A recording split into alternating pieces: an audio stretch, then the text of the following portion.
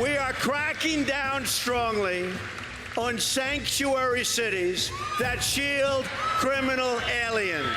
We are building a wall on the southern border. Our proposal prevents new immigrants from going on welfare for at least 5 years, so you don't come in and go on welfare. Our plan favors applicants who can speak English, who can support themselves financially. Clearly, Donald Trump knows which lines will get the biggest applause in places like West Virginia, one of the few places where he remains very, very popular. Trump spent much of his campaign speech there on a new proposal, a Republican plan to slash legal immigration by half. It's a bill that would need 60 votes to pass the Senate and thus is almost certain to fail. But with no power on Capitol Hill, a party that no longer fears him, policies hamstrung by his own agencies or by the courts, and polling that can best be described as dismal, it is, I think, fair to start to think of Donald Trump's presidency at this point as mostly performative. In other words, red meat theater is all he has left. And joining me now, TheRoot.com's Jason Johnson, Republican strategist Noel Nikpour, President and CEO of Voto Latino, Maria Teresa Kumar, and Republican strategist Chris Metzler. Thank you guys for being here. So, you know, the sort of, Maria Teresa, the sort of performance aspect of what Donald Trump is doing right now has kind of gone back to where it was in the campaign. It's very much directed at immigrants, the implication being immigrants of color coming in and getting on welfare. What do you make of him returning to that well? First of all, it's a year since he announced that he announced his presidency, and he's back where he started in large part because he realizes that he keeps losing in the White House. This fact that he has so much theatrics and chaos and upheaval within his own rank and file within the White House, he realizes, wait, I need to give something. We can't underestimate how painfully difficult it was for him to lose health care reform. Yeah. It was really difficult. And the fact that he now is going back and saying, hey, look over here because I don't actually have a legislative agenda, is basically what he's doing. And, you know, Noel, it's interesting because this is happening at a time when Donald Trump is finally starting to bleed white voters. There was a pretty extraordinary set of numbers that came out from Quinnipiac this week that showed that in February, he was up +4 with white voters overall. He's now down -17. He's dropped 17 points. He has dropped 1 point with white men, who are his strongest base of support. And even among white voters with no college degree, he's -7. He's gone down. So he's starting to erode the base. Well, is that why you're starting to see him go back so well? And is that sort of a cynical take on his part on what will motivate white voters? Well, think about this. If you're, you know, the numbers that you put up, if he's starting to lose support amongst his base, what do you naturally do? You do what attracted them, and you go back pretty much on the campaign trail. Even though you are president, you go back and you rally that base. Did you look at the background of the people when he did that? They were like, rah! That actually exhilarates Donald Trump, and he feels like that rallies that base, and it keeps him on tilt.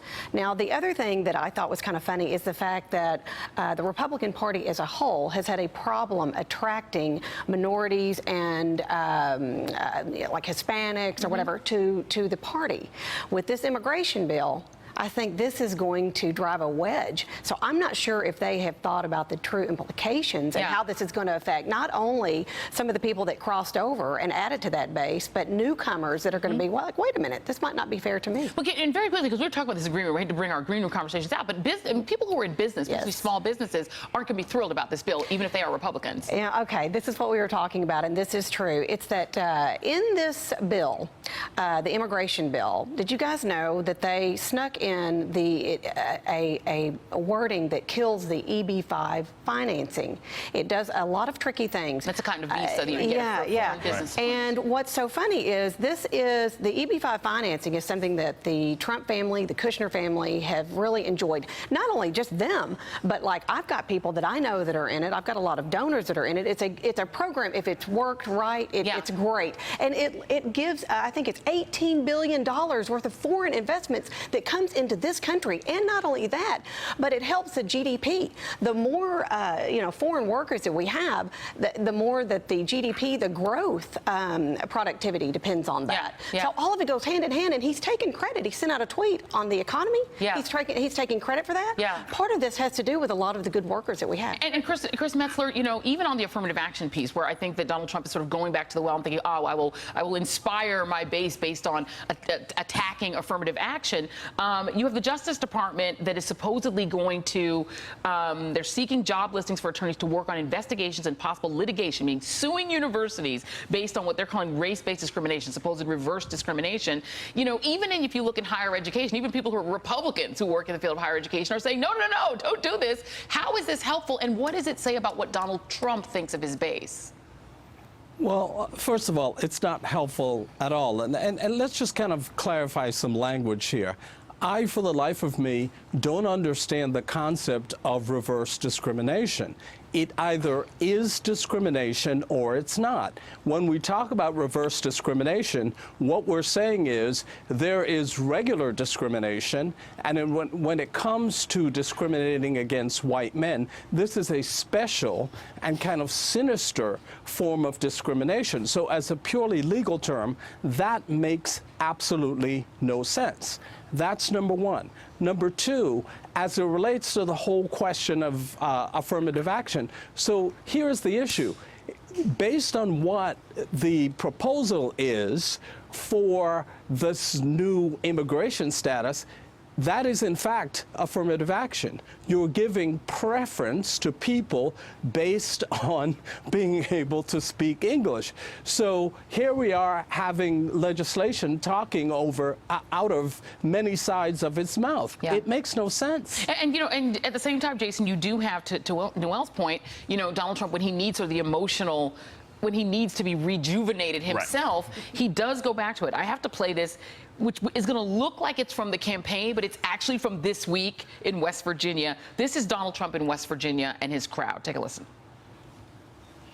What the prosecutors should be looking at are Hillary Clinton's 33,000 deleted emails.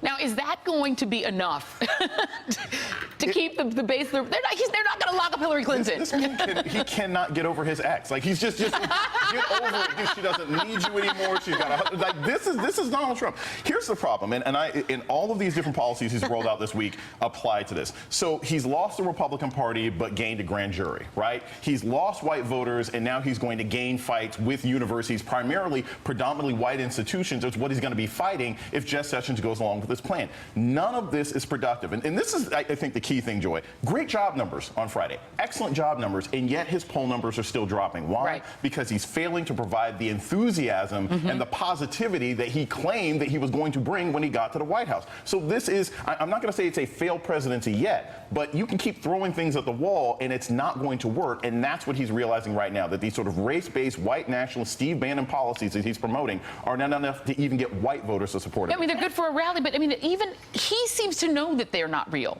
I mean, one of the most extraordinary things about his the leaked transcripts of his conversations with the president of Mexico and with the Australian PM is that he admitted in this January 27 call, he says, I'm willing to say on the wall with Enrique Peña Nieto, I'm willing to say that we'll work it out, meaning who's going to pay for the wall. But that means it will come out in the wash, and that's okay. But you cannot say anymore that the United States is going to pay for the wall. I'm just going to say we're going to work it out. He essentially was like, it's the least important thing we're doing, but I need you to lie for me. Throw me a bone. Yes. It's like, throw me a bone. Just help me. But this is the thing. Everything that Donald Trump is doing with the help of Jeff Sessions is basically trying to disenfranchise people of color communities quickly, to dismantle the systems that we put in place. Or at least say he's going to, because they aren't moving to really do it. But this idea that all of a sudden we don't want affirmative action, for example, we are actually not preparing the leadership that we need in the next 25 years. We have a majority-minority group of Americans coming in less than 25 years, but we're not ready. This immigration policy, it's completely anti-American. It's elitist. It actually is basically saying we're not asking the American people, we're no longer asking for the best, the brightest, the people that come here with $5 and all of a sudden create empires. We want the rich people. Well, that's how we should be leveling. I want to add to that from an academic perspective, and as a college professor, this is hurting the country financially. Yes. Your students with money from abroad are like, I don't want to come here anymore. Right. They're going to school in China. They're going to school in Europe. They're going to school other places because this administration is saying you and now your money are no longer welcome. And you're exactly right. 40% of the American population under 15 are brown. Yeah. These kids are going to college no matter what kind of policy. Chris, you're trying to get it. Let me let Chris in.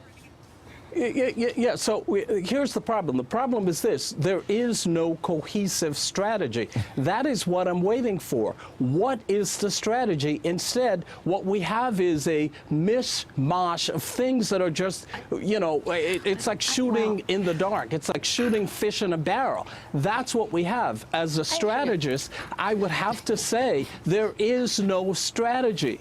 There is a lot of talk. There is a lot of random policies, but there is no strategy. The result is going to be a collapsed economy. The result is going to be further division. So let's not pretend that because what we now have is a general as chief of staff, that solves all of the problems. Yeah. The White House is one thing, America is another. Noel. One of the things that I think is going to be very interesting with this immigration policy coming forward is the fact that what's this going to do in the midterm elections when you have a lot of legislators that are backed by, you know, heavily populated immigrant districts. What are we going to see there? Are they going to support this? Are they going to, you know, break and go rogue and say, I'm not for it because they're constituents? 8 Republicans up in California alone. 8 Republican seats in California. You've got seats in Florida. Yeah. So it's not as if all of these districts are There are white. 56 districts that have at least 7% Latino population concentrated in 7 states. Yeah. So it's not like they're not paying attention. If anything, all this red meat that they're throwing,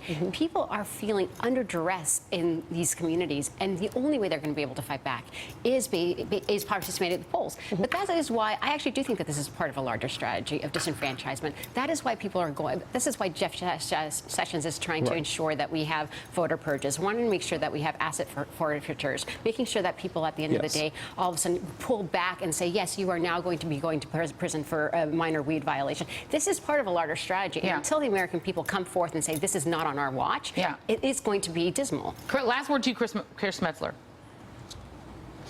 Yeah, and I think that's the issue here. I mean, we're going down a rabbit hole here rather than moving America forward. So we can, you know, take credit for jobs and we can do all of that. But at some point, what's going to happen is that the base is going to realize that these policies, so-called policies, these rallies, all of those kinds of things is not making their lives better. Yep. Yeah. And that's where we lose as Republicans. Yep. And until we realize that and start taking action towards that, we are sadly mistaken as to what the effect is going to be. Chris Metzler, thank you very much. Really appreciate having you here. Jason, Noel, and Maria Teresa will be back. And reminding you again, Chris and Noel are Republicans. So this was not, two of these guys are Republicans trying to talk to you through the TV, Donald Trump.